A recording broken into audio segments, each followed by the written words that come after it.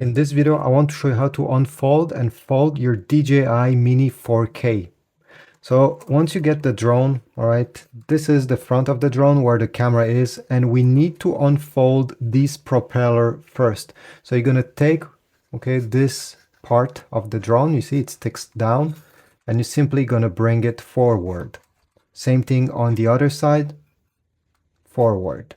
And then if you put the drone upside down, you're going to take one of these propeller and you're going to pull towards yourself, and you're going to see it will deploy this way. And same thing the other side. Now you're ready to fly. To put them back is the same thing but in reverse order. You're going to put the drone upside down and you're going to put these rear propeller first. So you're going to swing them back in place. And then turn it around, and you're gonna put back the front ones simply by pushing towards the back this way. This is it. I hope this was useful.